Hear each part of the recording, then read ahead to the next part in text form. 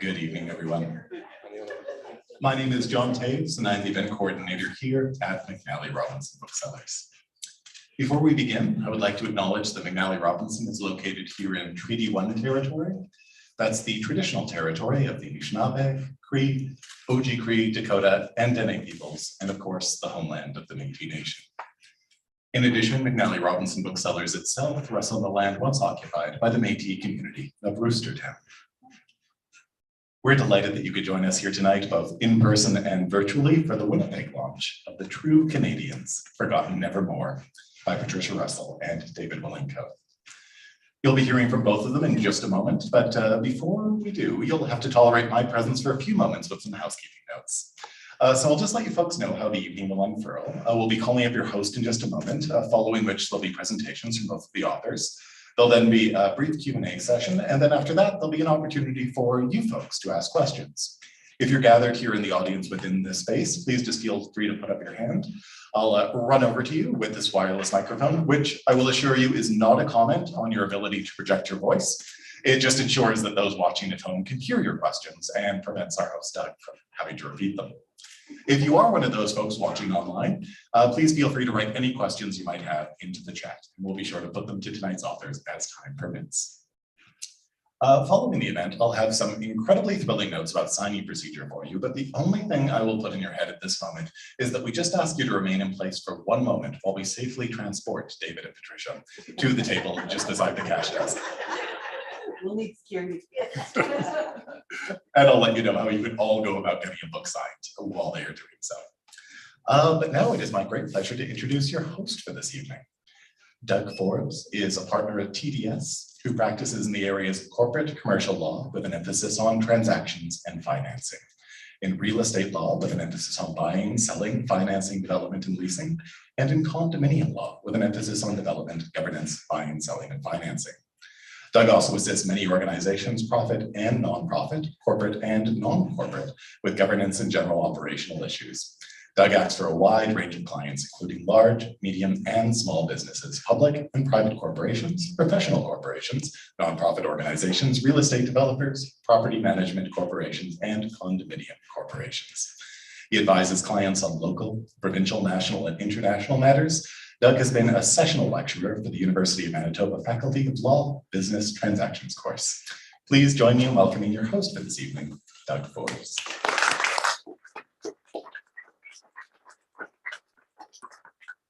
See what happens when you let your marketing people run loose. Anyway, escorting you guys over to the table kind of make me feel like Elvis has left the building. In any event, I'd like to welcome everybody here and thanks for coming. It's great to see so many familiar faces. I mean, it's been a long time since we've all been gathered together for a lot of us. So this is great. But we're here to talk about the book True Canadians. And to my left, we've got two fantastic people. One I've known for a very long time and one I met about half an hour ago, who I really, really liked half an hour ago and still do. And her name is Patricia Russell. Patricia is a descendant of the Ladouceur and Sanderson Métis families at Lac La Biche, Fort Chipewyan, and Fort Fitzgerald in Alberta, and of Fort Smith, Fort Resolution, and Hay River in the Northwest Territories. Wow, that's a diverse sprinkling of family. So that's just part of it. Anyway, using her background in broadcast journalism and photography, Patricia produced for many years the Métis Nation of Alberta magazine. And Patricia now lives in Yellowknife, Northwest Territories, with her standard poodle McEwen, and is a short drive to her daughter, son-in-law, and 3 brilliant grandchildren. May not be a little bit of bias in there, but I'm sure they are nonetheless. Not a bit. And then to my immediate left is David Wylynko. David is a writer and novelist and formerly worked as a journalist for newspapers and magazines in Canada and abroad. David then launched the communications and writing firm West Hawk Associates, which I love because he's in Ottawa. Nobody knows what West Hawk means or what it means, but it's where his family cabin was, just down the road. And shortly thereafter, David won a national contest and became named the federal government, became named by the federal government as the #1 ranked corporate writer in Canada. David grew up in Winnipeg. David grew up down the road in University Heights and Wedgwood Drive. I was on Thatcher, just around the corner from him. Unbeknownst to us at the time, it was across the Red River from the Louis Riel House. He possesses an undergraduate journalism degree from Carleton University and an MA in English from Queen's University, and he is a PhD student in literature at the University of Guelph, which makes you probably the oldest student at the University of Guelph. Which I can say because I'm the same age as him. And that's sort of what piqued my interest when he said he was doing this, because when we grew up in kids in University Heights, going to Agassiz Drive, we didn't really know anything about the MT. We didn't know anything about the Métis Nation. We didn't know anything about their history, anything about their culture.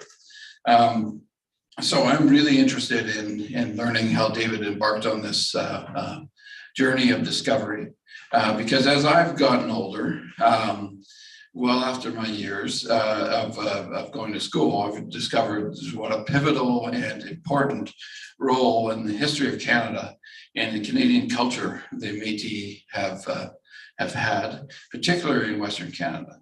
So without further ado, I'd like to hand it over to these two and we can start our journey and fill in some of our knowledge gaps. What a wonderful introduction. Thank you very much. I learned earlier today that these two fellows have known each other since they were 4 years old. And that's the longest he's spoken without me interrupting. It was so close. If you had taken the mic first, that would have ended it. I didn't think my mic was on. Thank you very much to everyone in our audience for coming to listen to David and I talk about our book and about the Métis Nation generally, and Métis Nation of Alberta specifically. And we'll do that over the course of the evening. I'll chatter on a bit about the book and what inspired its writing. And then David will take over and talk a bit about the history of the Métis. And yeah, I think we'll go to some questions as well. We're like a community, a comic team. When we start, before we start, we huddle and we say, okay, we're going to do this and this and this and this, right? And then we get in front of the microphone or up in front of an audience and the plan is out the window and we just go with the flow, and that seems to work the best way. So please bear with us. In addition to our audiences, I would like to welcome our audience online, and especially to my family in Yellowknife and in other spots. Hello, thank you for joining us. How's my dog? And I would also like to especially acknowledge Madam President Audrey Patra. She has been the president of the Métis Nation of Alberta for years. And it was her vision. This book is based on her vision and is possible through her continued support and through the support of the Métis Nation of Alberta's Provincial Council. We're grateful that we were selected to be the people to conceptualize this book and then to bring it into reality. Now, what really inspires the book is the fact that in 1982, when the Constitution Act was passed in 1982, that was the first time in the history of Canada that Indigenous rights, including the Métis, had been formally acknowledged in the Constitution. And for Indigenous peoples, that should have been a pivotal moment, a turning point in our history, where we could sit back and say, okay, finally, the struggle for recognition and self-government has been, that wasn't the case though.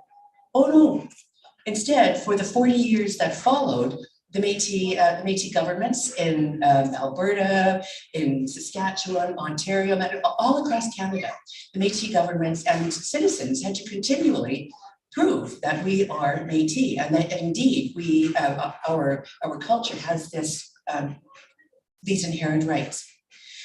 So over 40 years, rather than only focusing on that challenge with government and the Crown, the Métis have also pursued tasks that would benefit the Métis people, education programs, housing, you name it. There were social programs that have been built for Métis people over the course of those 40 years. So at a point in our presentation, David will talk about two canoes, and those two canoes actually represent, in our estimation, that the struggle and the success.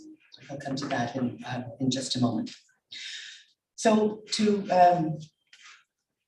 bring us to the present time, I'm going to read from the introduction to our book, and to, I guess it kind of summarizes what I've already said and what we're going to say. And this is on page 7 of the Two Canadians. For over 2 centuries, the Métis have fought for recognition as an Indigenous people and as a nation. The struggle has occurred on the battlefield, in the courts, and at the negotiating table over issues of governance, land rights, and resources. The Métis are commonly associated with Louis Riel and the 1869 Red River Resistance in Manitoba, and the 1885 Northwest Resistance in Saskatchewan.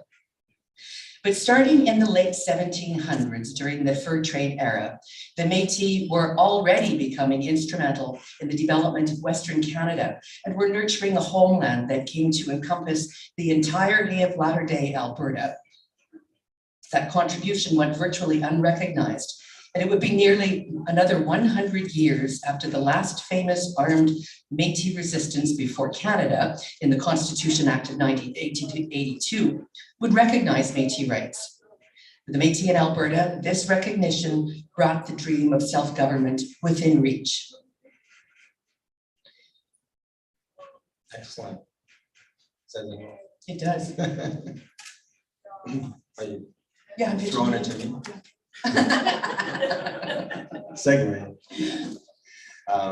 Well, thanks, Patricia. I have to start before I forget. Happy birthday to my daughter, Afton, who's 20, and being 20 is not watching this.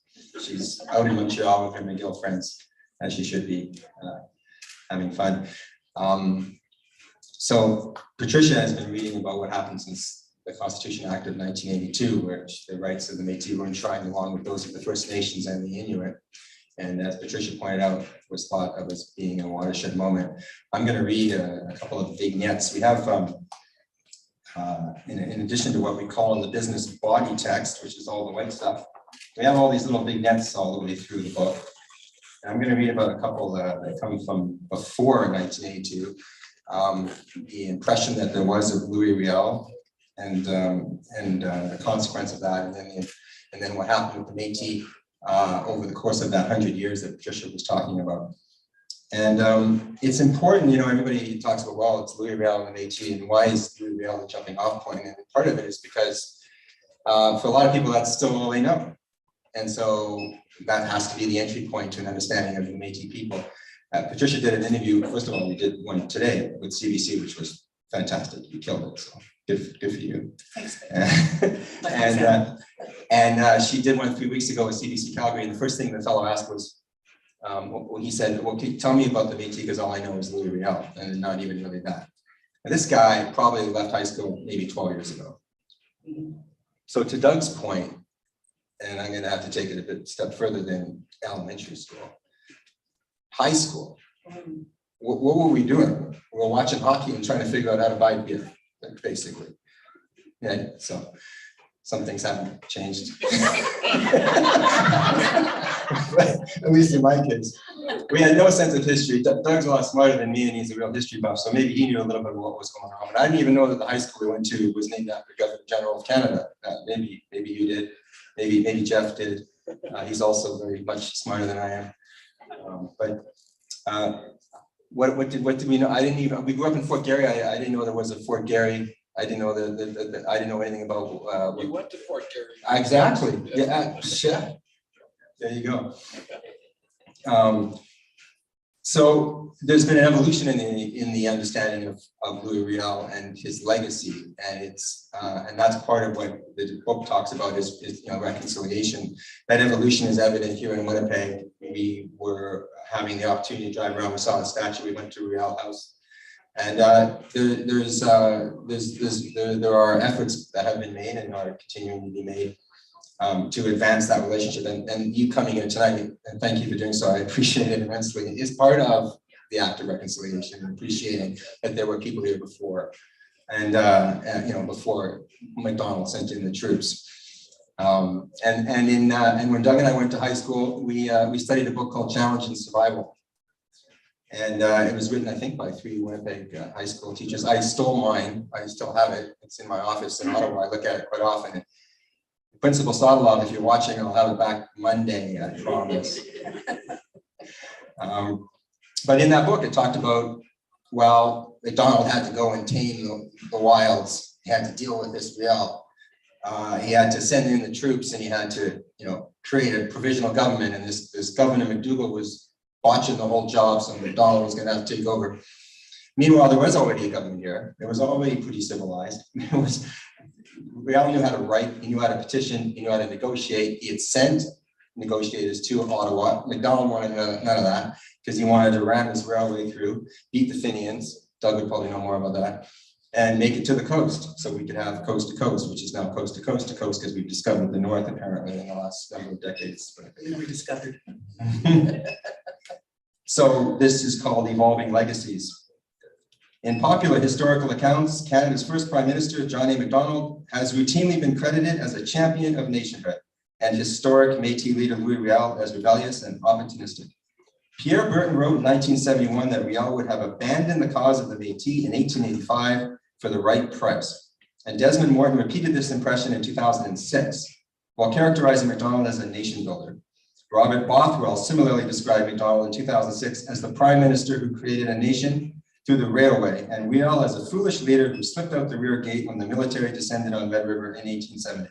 These perceptions are starting to evolve. In Montreal, after a statue of Macdonald was decapitated during a 2020 anti-racism protest, a committee advised the city not to restore the statue, given Macdonald's assimilationist and genocidal policies. In 2013, Historica Canada wrote that Riel's former status as a rebel has been largely replaced by the recognition that he was a visionary whose principles resonate with many Métis and Canadians today. Historica Canada puts out the Encyclopedia Canada, and they're a client of mine. I write for them as well.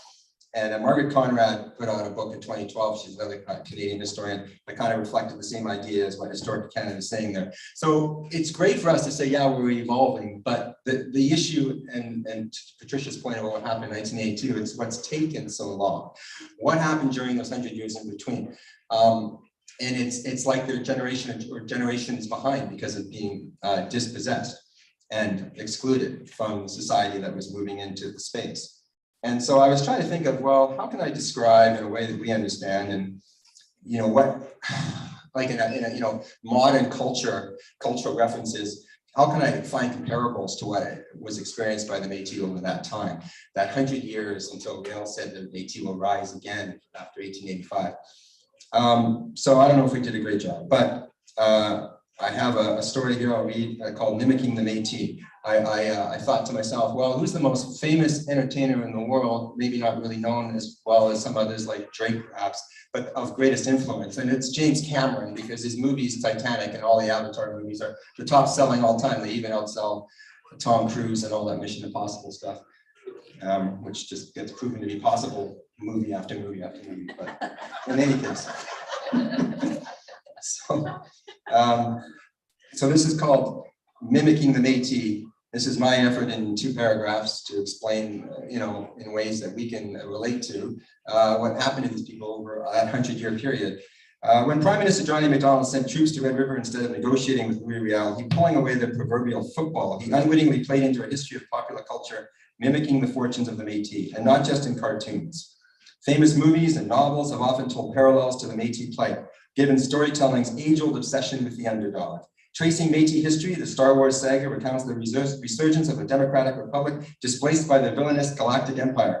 The original Avatar movie, a science fiction retelling of colonial conquests in North and South America, describes a militant corporation's efforts to drive the Na'vi out of their homeland on Pandora to exploit the planet's natural resources. In Harry Potter and the Philosopher's Stone, the evil Lord Voldemort is set on destroying all the Muggles and those of mixed ancestry called half-bloods and take over the world. Other examples abound, but there the similarities end. In these fanciful tales, the disenfranchised achieve a miraculous, timely restoration. For the Métis, resurgence has taken hundreds of years, and the story is yet to conclude.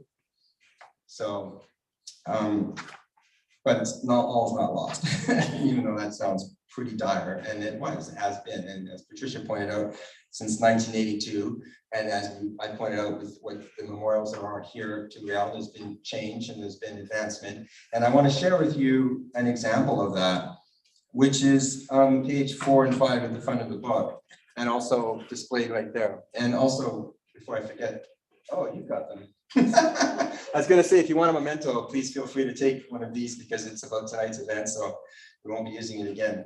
Stephen Gladue is an extraordinarily talented Métis artist. And Louis Riel said, in 100 years after 1885, the Métis will rise again and it'll be the artists.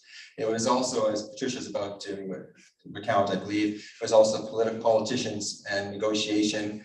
And since then, a tremendous amount of people in other areas of exploit, like the curler Einison, who Jody, I tried to get here, but she had to go to Toronto for something, I'm quite sure. and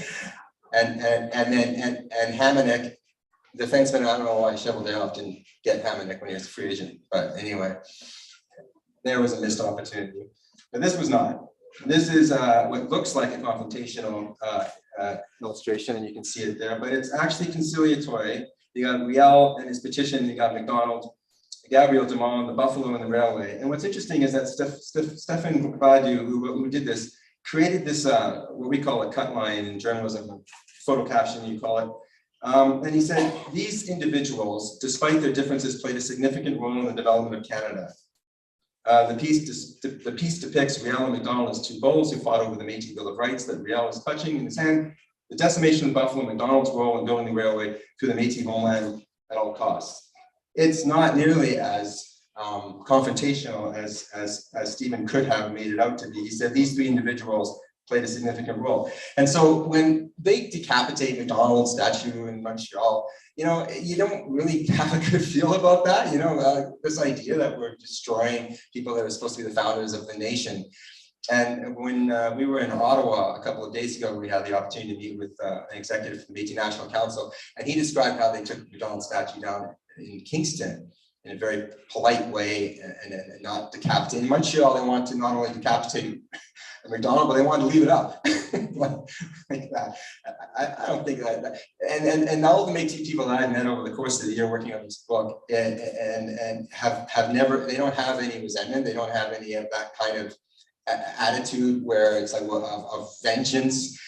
Quite the contrary. It's the same as what it always was, as what it was in 1869. They want to teach and cooperate with and learn from, and they're incredibly resourceful, industrious, and entrepreneurial like you wouldn't believe. And so in a way, what we have is a 250-year-long missed opportunity of being able to come here. They didn't say okay, here in Manitoba, there was 1.4 million acres that has been promised to the Métis, and that's been getting taken all through the courts and whatnot. But there was never an attitude on their part, there isn't today, of being, of vengeance. And it's remarkable because you think about people, like Belinda Stronach's daughter is like suing her grandfather because she can't take the private jet every weekend down to the Bahamas anymore. You think about that attitude and compare it to this, so, It's, you know, come on. It's So, different. yeah. It's a different perspective. For Métis people, our culture is about families and kinship, connections and supporting one another and being kind. If my kin is short a loaf of bread, I'm happy to share. We do that. That's just it's a cultural thing for us. We take care of one another as best we can. I mean, and another common phrase that you will hear Métis say is, we do what we can with what we have. Do the best you can with what you have. And that's true. To David's point about the story of the Métis, you know, back in the 1700s and the 1800s, prior to Confederation, Canada really existed in the East, and there were 4 provinces, a tiny little sliver of Ontario, and then there was Quebec, and then there were a couple of other pals, but that was way over there. From the east border of that tiny province of Ontario, all the way across the prairies to the Rocky Mountains. That was the Métis traditional homeland. That's where our families lived, along the waterways and the trading routes. That was where we had, where our culture was, our nation was developed, our culture developed, our languages thrived, our people thrived, our homes were there.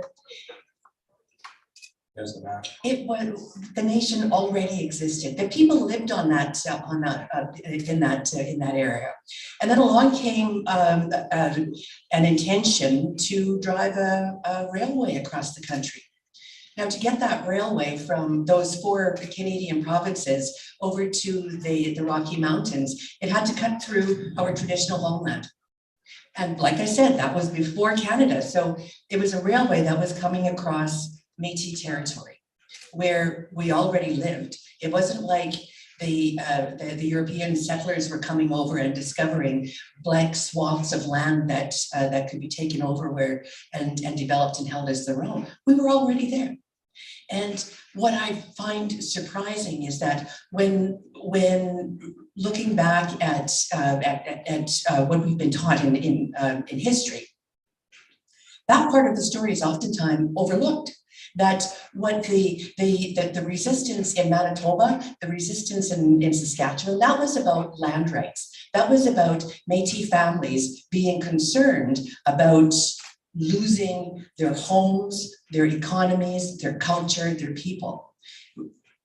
Great, you know, build a railway, but involve the people. That never happened. It never happened.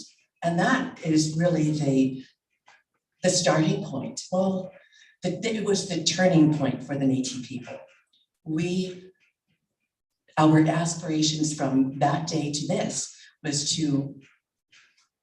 for our right to self-government to be acknowledged and supported and respected. Now, in 1982, one of the prime contenders, I suppose, on the part of the Métis was a fellow named Harry Daniels. He was magnetic, quite a speaker. He was Harry. They used to call him Harry the dog, I believe. And one of our vignettes in the book does focus on Harry Daniels, because he really was the constitutional champion for Métis people. He was one of the key people in the room with government saying, you know what, we need the Métis people recognized in this constitution, in this document as well. So we pay credit to Harry Daniels. A descendant of ancestors who fought with Cuthbert Grant in 1816, Harry Daniels spent his entire political career advocating on behalf of the rights of the Métis and non-status Indians. In the early 1970s, he served as vice president of the MAA. He became the voice of the Métis in constitutional debates and was instrumental in ensuring the Métis were included in the Constitution Act of 1982. At constitutional negotiations in Ottawa, Daniels demanded specific reference to the Métis in the clause on Indigenous rights. When Prime Minister Pierre Trudeau relented the Métis achieved a triumphant moment. But Daniels wasn't done. In 1999, he joined with other plaintiffs in Daniels v. Canada, requesting that the Federal Court of Canada declare that the federal government had an obligation to consult with Métis regarding their rights, interests, and needs. Daniels passed away in 2004, but the case went to the Supreme Court of Canada, which in 2016 confirmed that the federal government is responsible for dealing with Métis issues. This landmark case urged Canada to move forward and implement policies that benefit Métis citizens, guaranteeing that Harry Daniels' influence will live on for generations. In fact, and then there was the 40 years that passed between when the Constitution of 1982 came into being. Yeah, do you want me to Sure. preamble you? Yeah. So everything we've talked about so far comes up to 1982. We're just going to touch on sort of what's happened since, and we get to that later on in the book. It's interesting how history is so focused on events and individuals, right? And so there has to be like these watershed moments that become a galvanizing influence. And so when you study history, right, it's this person, you remember memorizing for your history exam, it'd be like, who was it and when? What was the year? What was their name? What did they do, right? And it was the same for the Métis and for Indigenous communities and the First Nations and the Inuit in general. And so in the chapter that is called Call to Action, it's later in the book, we talk about the Oka crisis, because that was one of those moments. We actually wrote, the Oka crisis resolved when the federal government purchased the disputed land. This was over an area that people wanted to convert. Was it to golf courses or to condominiums, or both? Golf courses. Golf courses. Yeah. Galvanized the public imagination, largely because sending in the military made great nightly news television viewing. When Prime Minister McDonald sent the military to Red River in 1870, no television existed, only envoys and the publication of misinformation in two-week-old print media. So in response to the Oka crisis, there was a commission on Aboriginal peoples in 1991 that reported, as royal commissions tend to do many years later, in 96, in 5 years. Imagine. Well, of course you can imagine, it's government. So, in 96, the commission produced its report, which included a range of recommendations that went largely unrecognized. Canada's response was to create a policy called Gathering Strength, Canada's Aboriginal Action Plan. But it said little about the Métis. And then 20 more years would go by before the calls to action of the Truth and Reconciliation Commission report published in 2015 recaptured public attention. Murray Sinclair is the chair of the Truth and Reconciliation Commission, who's from Winnipeg and is now the dean, I believe, of Queen's University, or the chancellor, had an extraordinary influence on this relationship and on reconciliation. And that followed from UNDRIP, the United Nations Declaration on the Rights of Indigenous Peoples from 2007. So you can see how long it takes for each one of these steps to progress. And that brought us up to 2016 and 2017, when a memorandums of understanding were signed with the federal government on advancing reconciliation. And I think you were going to read the last part from 2018. I will, but before I do, I would like to pick up on how you mentioned that the situation in Oka, the Oka crisis at Kanasitage was over a piece of land, over a golf course. Yeah. Back in the day, the issue was over a railway, right? There's almost a parallel to be, an unfortunate parallel or comparison to be drawn there. So picking up on what David has just mentioned around the progress, I suppose, in the Métis pursuit of self-government, It was in 2018 that the Federal Minister of Justice, Jody Wilson-Raybould, released a document entitled Principles Respecting the Government of Canada's Relationship with Indigenous Peoples, which was intended to form a foundation for transferring federal government partnerships and Indigenous peoples and government.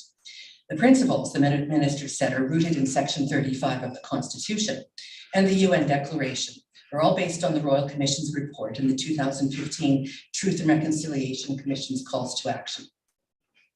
The second principle specifically identified reconciliation as a fundamental purpose of Section 35. The hard-fought work of the Métis for inclusion in the Constitution was, in retrospect, 36 years later, proving beneficial. Today, it's taken 40 years for the Canadian public to grow cognizant of these extraordinary injustices, including a decade of stalled constitutional negotiations, a royal commission, an armed standoff, and a federal justice minister of Indigenous descent declaring that reconciliation was an Indigenous right affirmed in the Constitution Act of 1982. In 2021, the federal government passed legislation making September 30th the National Day for Truth and Reconciliation to honor residential school survivors and the children who never returned home. It was also Orange Shirt Day, an Indigenous-led grassroots commemorative day intended to raise awareness of the intergenerational effects of residential schools and support the global Every Child Matters movement. In 2022, many non-Indigenous peoples took these symbolic gestures to heart, closing offices, attending ceremonial events, and even wearing orange at televised professional sporting events.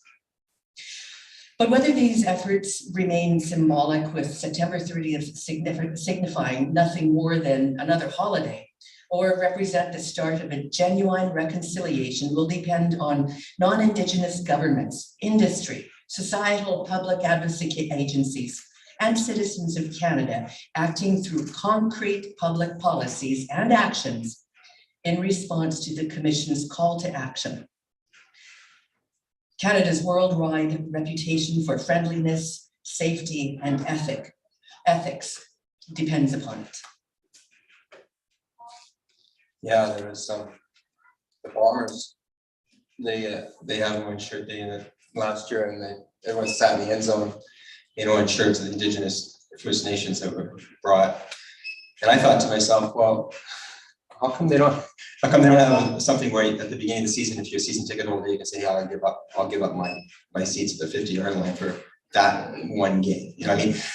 I'm not saying that's going to be anything better, but it kind of looks like tokenism in a way, you know? So, but you know what? It's progress. Like, I guess, you know, depending on your perspective on it, right? Another example of that is this photo of Connor McDavid. While he's searching for that, I just want to touch on how for Métis people, certainly for what I've heard from the leadership of the Métis Nation in Alberta, reconciliation is about telling the truth. The first part of reconciliation is about the truth. And that's part of the effort behind this book, to tell the truth from the Métis perspective. And there are,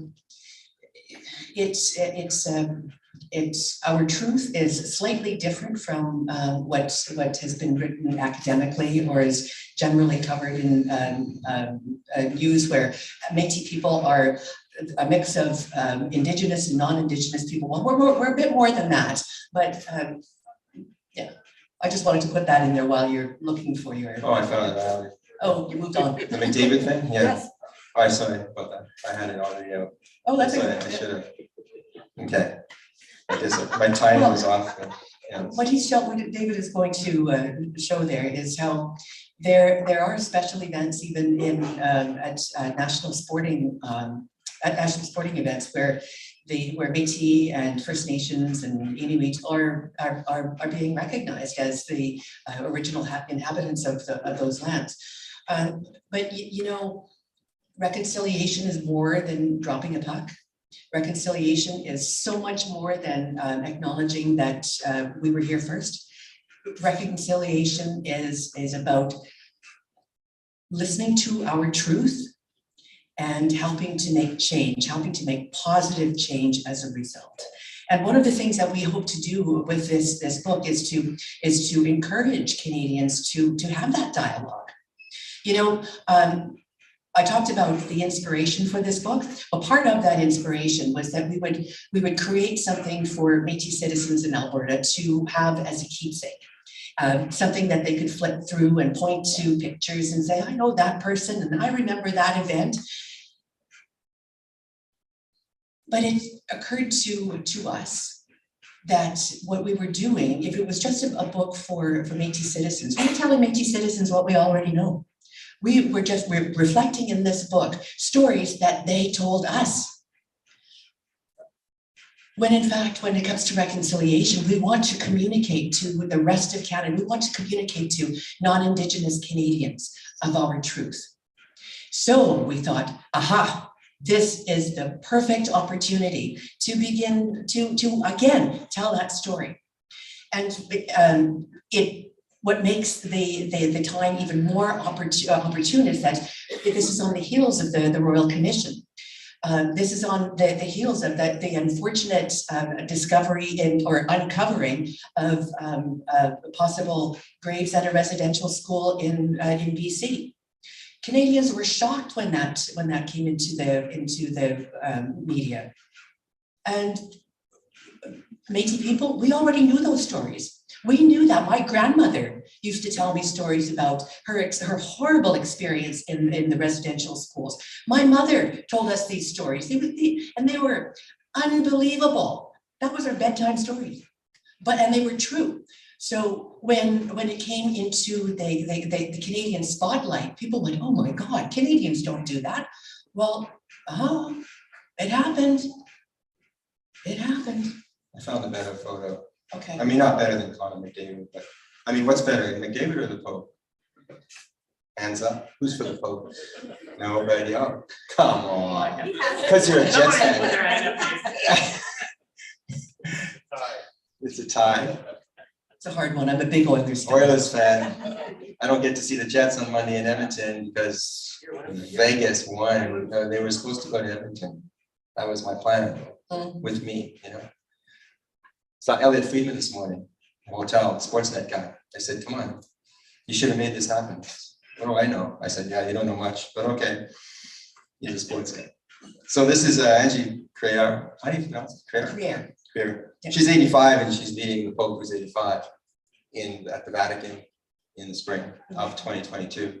And this is near the end of our book. So in terms of everything that Patricia was talking about, and we'll get to questions then. It's rather extraordinary, both these individuals. You know, Pope Francis is from South America. He was a janitor once. He got sick and he discovered faith. And he's the mastermind behind the repudiation of the doctrine of discovery only a few weeks ago. That's been, dictating colonialism for 600 years, along with King George, who sent his nephew Rupert over here to take over Rupert's land. So one day you're quaffing ales in Trafalgar, and the next day you own half of Canada. But jumping ahead to a year ago, she had the opportunity to meet him. And that's an extraordinary act, I would say, on the part of both of them. For her to go all the way over there at her age, and for him to receive her and to talk to her one-on-one. And I know we talked to her one-on-one because her daughter told me later all about it. And I think that's really positive. And the repudiation of the doctrine is positive. And when he came to Canada in the summer on his voyage of penance, and he went all the way to Lac St. Anne, which is a cherished area for the Métis, a Catholic, right? Very much so. And it's northwest of Edmonton, and they go there once a year. And the most important day is July 26th, and he went there. Feast of St. Anne. St. Anne, sorry, thank you. The Feast of St. Anne. And I had the opportunity to go there, and it was extraordinary. He went right down to the water. Unfortunately, he couldn't get up because he was in his wheelchair. And when he left, he in addition to having made a formal apology, he called on the airplane. Some of you probably know, many of you probably know, you probably saw it in the news. He said he called it a genocide, what happened. And we in Canada, to your point, they don't think about that here. right? We think of genocide, that's like Syria or China, right? And, these despotic dictatorships, but not Canada. But that's what he said or was induced to say. But at the end of the day, it's still positive to recognize it and then to move forward, I think, right? Another bright spots when that's occurred during the visit to Rome. Two of our Métis youth went along, fiddlers, Alex Kustrov and Brianna Lizotte. And there's a photograph of them in the book playing for the Pope inside the basilica. And they said that they figured him to be a cool Pope because after they finished playing, they looked over at him and he gave them the thumbs up. Right? You want to? Sure. Good job. Thank you. You rock. Good job. Thanks. Thanks. This is what you do, right? When you want to say the other person's cool now, you go like that. Well, thanks to you both. It's enlightening and certainly makes me want to reread the book. So we're now going to open it up for questions. I've got okay. I'm going to ask the first one and then I'm going to get you to ask the second. So the first one's easy for me, though, or to start it off. I mean, the book's called The True Canadians. If the first one's easy, I'll take it. So the first one is, the book's called The True Canadians. And I got to admit, my first reaction when I read that was, what do you mean? I'm not a true Canadian. Good. And we've heard a lot about truth, and we've heard a lot about what it means to be Canadians and the Métis Nation and so on. But what do you mean by the name? Yeah. And then, like, it was my reaction valid? I like to think it wasn't, and I'm pretty convinced it wasn't. But what do you say to somebody like me who has that sort of reaction? Yeah, some years ago they did a survey. I forget it. I think it was CTV News. And they said, "What defines a true Canadian?" And the number one response amongst Canadian citizens who participated in the survey was about language. And the languages, there were two of them, and you can probably guess what they are: English and French, right? The two solitudes that we were supposedly founded upon. But while that was going on, there was already the Métis here, and this was explained to me by a lawyer. So I'll put you in touch with Zachary Davis, and you guys can talk to him. And he said to me that the ethnogenesis of the Métis is indicative of them being the people who are of this land, and Indigenous First Nations people have been here thousands of years before that, but the Métis are of this land. And thanks, as a result of that ethnogenesis, you can go ahead. You mentioned language. The language of the Métis people is called Michif. And it's a devilishly hard language to learn. Very hard. My mother spoke it fluently. My grandmother spoke it fluently. Aunties and uncles, yes. And we could pick up a little bits of it here and there when we were being scolded in Michif. But the language itself, it's a combination of French, I think it's French nouns and Cree verbs, French, English, and the dominant Indigenous language of that area, mainly Cree. So in the Northwest Territories, we have 11 official languages, and Cree being one of the languages. And language is important when it comes to culture, because in order to understand a culture or to be part of a culture, you need the language. Someone, I don't remember who it was that I tried to quote it, but recall this quote, but I do a miserable job of it, so I'll stop. But I'd love to answer your question. Absolutely. I almost jumped in right at the beginning. Did you notice that? I wanted to leap in there. You should. Well, I was going to. Hey, Yeah, someone's I did. always. I did. I actually said good. Patricia, And you know somebody why I is said always good? talking when I'm interrupting. I know. So- The reason I said good is because when we picked the title for this book, we knew it was going to be a title that would generate discussion. It would pull out a conversation. It might be controversial, but it causes people to talk. Perhaps it caused you to go back into the book to read why, to get a better understanding of why we call ourselves the true Canadians. I don't know. but that, the intention, it works every time. It's in the anthem as well. Yeah, oh, you've got that page over Yeah. there, yeah. The, I'd like to mention here that the first flag to fly over the traditional homeland outside of Canada was not the Union Jack, or the, what did they call that before the Union Jack? It was called the anyone? The British one. It was The called ensign, isn't the ensign? the red part of- ensign. Isn't that part of Union Jack? Well, anyway, before those, the Métis Nation flag flew. It's the blue flag with the infinity symbol on it. That's actually the first flag to fly in on this part of country, on this part of Canada. So we had our own ideology. We had our culture. We had our language. We had our family ties. We had our tradition. We had our politics. We had our laws, the laws of the buffalo hunt. And we had our patriotism, so to speak. We have a national anthem, and it's called Proud to be Métis. I want to read just one chapter to you, and it is, or sorry, one verse to you. And then the refrain. In the land from which they came, in the land they helped to build, they found themselves the alien, found their vision unfulfilled.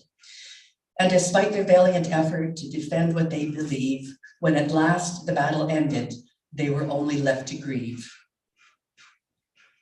And then the song goes, we are proud to be Métis, watch our nation rise again. Nevermore forgotten people, we're the true Canadians. Good. Thank you. Sorry to singers everywhere. You got it in me. The song is actually. It's really touching, it's moving. Incredibly talented singer who sings that song. Ma'am, I promised you to go next, so if you think you gotta use the mic. Thank you. My name is Ruth Swan. I have a PhD in Indigenous history from the University of Manitoba. I graduated in 2003. My partner is Edward A. Jerome of Hallett, Minnesota. And we did a history of a Métis community, which was from the center, the history of the community. We used Ed's ancestors as the focus of that work. Ed is a businessman. He's an amateur historian. He's done many years of work in the Hudson Bay Company Archives and many other archives, including the Minnesota Historical Society. Besides my PhD dissertation, we've also published 6 academic articles. And I'll be interested to see if any of our articles are referenced in your sources, because we're doing what you advocate. Yes, good. But nobody reads our work. Right. Right. And maybe you'd be interested to know that the reason that Ed's ancestors now live in Minnesota is because his great-grandfather was exiled by the Canadian government for helping Louis Riel in 1870. And they were accused of participating in the Fenian raid of 1871 or 2, whatever it was. And Andre Jerome was actually arrested, kept at Lower Fort Garry. He was put through a sweat process, which is a form of torture. They were trying to get him to confess that Louis Riel was helping the Americans and the Fenians, which he did not. Andre Jerome never confessed, but 3 Métis families were exiled to Minnesota to punish them and to provide examples of what the Canadian government would do to Métis who took up arms against the Canadian government. Now, you disparage academic research, but we went to the archives and we were able to get significant primary sources to document what happened to Andre Jerome and his friends who helped Louis Riel and were punished for it and exiled, lost their land, lost their Métis rights. And yet nobody ever cites our article, which was published in 2000 in Manitoba history? You know, I would first of all like to clarify how we misspoke. We certainly do not disparage the work of academics when it comes to the writing of our history. Absolutely not. What we're specifically referring to is the work that was used to teach grade school and high school students. It was a different, they learned a different story. If your writing were to be adopted and included in the curriculum, we'd be leaps and bounds ahead. That's what we hope to do, to bring the truth of the Métis into popular conversation. Just as if there were an opportunity to publish your work to a wider audience, man, that would be perfect. Well, it would be, but unfortunately, when you're an academic, you work for free. You don't get paid for your publications, and you're completely at the discretion of the publishers. And unfortunately, University of Manitoba Press chose not to publish my dissertation, which would have educated perhaps high school teachers or would have got it out to the greater public rather than force people to have to read it on the internet. Indeed. So I don't get paid for any of my work, and Jerome has not been paid for any of his work. Everything we did was free. And now we're in a situation where we find that we can't even get our research out to the public. So why is that? I don't have an answer for you. I do appreciate that you've invested so much of your life and your heart and your talents in researching and writing about the Métis people. That's very special. Our nation needs more people like you to tell our story. One point that was made to us by the book distributor who picked this up, the Sandhill book distributors. She looked through this and read it. She said, you know what? The Métis story is underrepresented in the publishing industry. That's a bitter truth. And because the universities are shutting it down.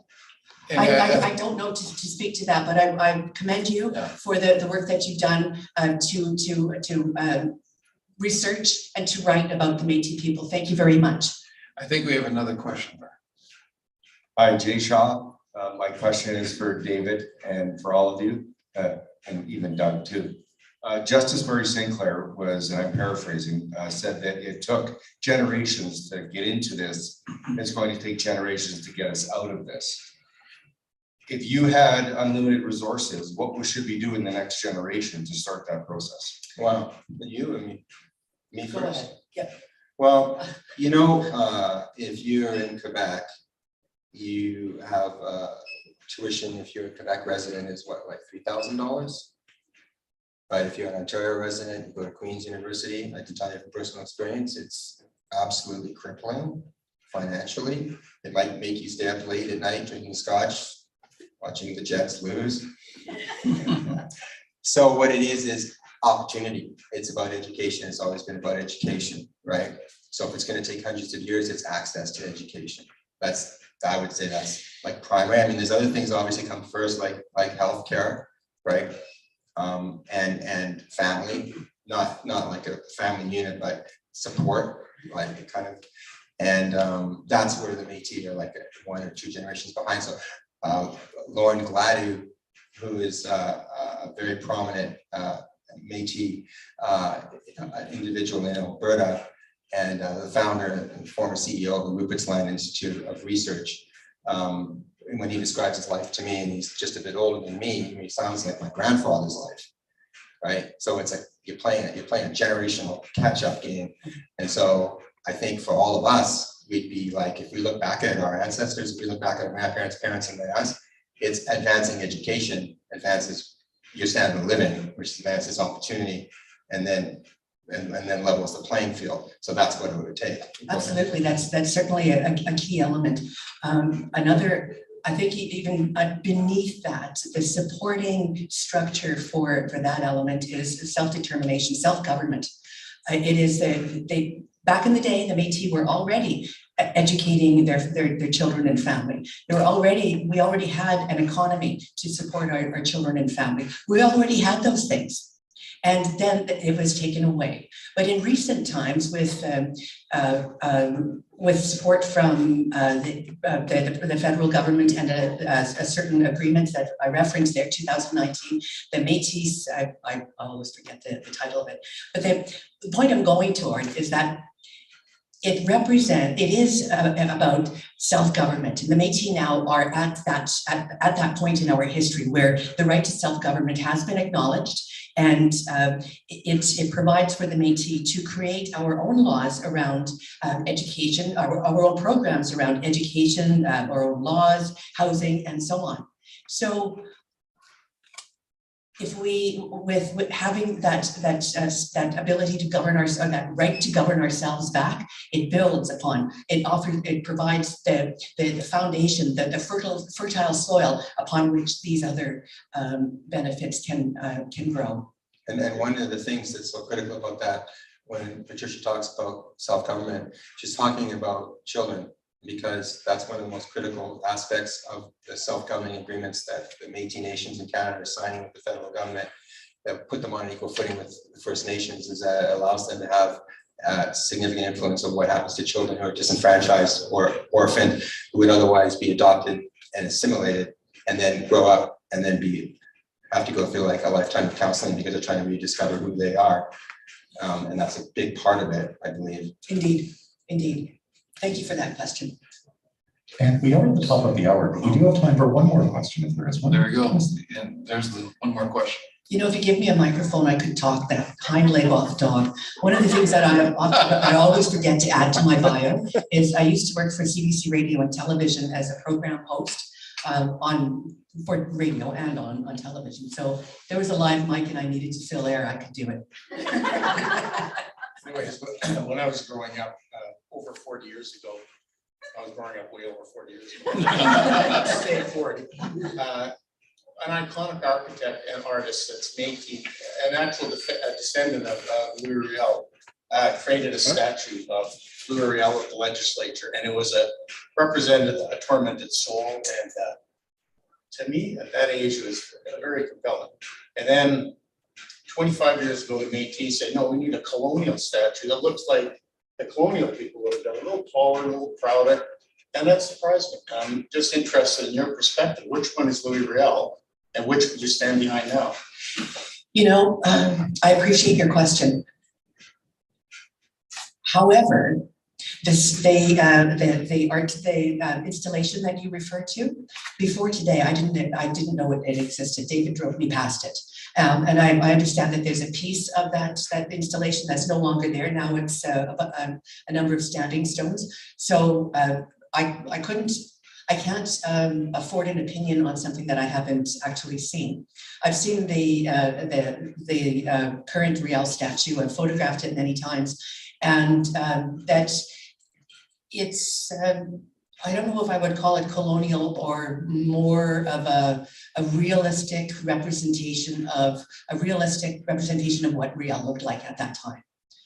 So I guess it's one man's taste is another man's treasure, or what is that phrase? It gets very colonial. And that's surprising. It's kind of like the screen, what's that?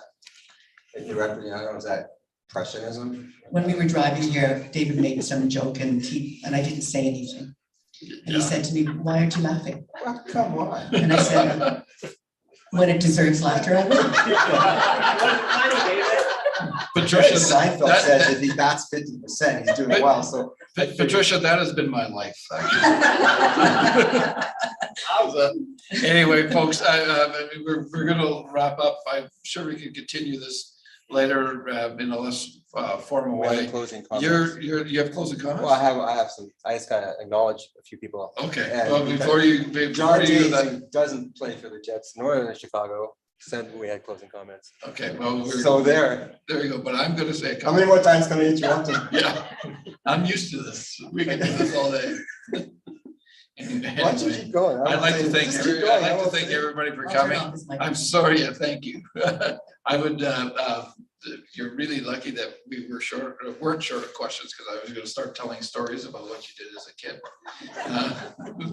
I mean, trying to find the a book way to is find beer. the book is fascinating, and it's also eye-opening for another reason. I mean, we in Manitoba, we didn't get into this. We in Manitoba tend to think that the Métis Nation is centered here in at the Red River and the Assiniboine, and we don't think that there may be Métis outside of the province of Manitoba. So it's I find it very interesting that this was sponsored in large part by the Métis Nation of Alberta. So that's another aspect of it that I just wanted to draw everybody's attention. But in any event, this has been fascinating. The book is fascinating. And if you want to make some final comments, if you say anything about me, I'm going to comment after you. Really? Wow. See, what some of you know about Doug, well, maybe you all do, is that he falls asleep and the rest of us is still up. So, but he gets us back at 4 o'clock in the morning because all of a sudden you're asleep and somebody's walking around. What's going on? Anyway, Patricia mentioned this illustration. It's done by Dale Shuttleworth, who's a very talented illustrator from Edmonton and now Gabriel Island, of the two canoes working alongside for recognition and community, and eventually to achieving reconciliation. And so I just wanted to show you that. I wanted to thank Les Stewart, my graphic designer, who did a fantastic job of designing the book, our graphic designer, I should have said. And there's this really nice emblem on the hardback here. And Talia Scatliff, whose parents are with us, is a tremendously talented web designer, amongst other things. And she designed the truecanadians.com website. So if you want to take a look at that, you can see some extraordinarily talented web design work that went into that as well. So thank you. And my closing remarks have to do with the cover photograph of this book. It's an image that is particularly special to our family because of the beadwork and what's depicted on the cover here. The Métis are the flower beadwork people, and my mother, God rest her soul, used to work with beads and with embroidery and moose hide and stroud. And she would create moccasins and slippers and mucklucks and something called crow boots. What we see here are the uppers from a pair of crow boots that my mother was making. And this was about 40, maybe 45 years ago. So it's very much a work in progress, where she finished all of the beadwork and she had all of the moose hide pieces and the fur ready to go. She took her beading needle and tucked it into the material there about 45 years ago, and it's stayed there ever since. So it's a very special picture for our family. It's a picture that is very much a work in progress, just as the Métis Nation is also a work in progress. Good things will happen. Thanks very much for coming, and thanks very much for watching online.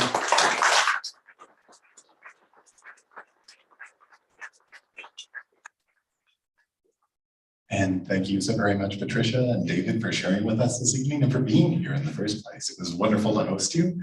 Thank you also to Doug for your own hosting tonight. If anybody would like any childhood gossip on David, Doug will be available. As mentioned previously, we will now move along to the signing portion of the evening. So we'll be transporting Patricia and David over to a table just beside our cash desk. There are copies of the book there. There are copies of the book at our central cash desk. Please do feel free to get a book signed before you pay for it. Just please do pay for the book at some point tonight. We'd be very grateful if you did. Otherwise, thank you all for your attention, for being here with us, both physically and virtually, and for all your insightful questions and your attention. We're so very grateful. Have a wonderful evening all.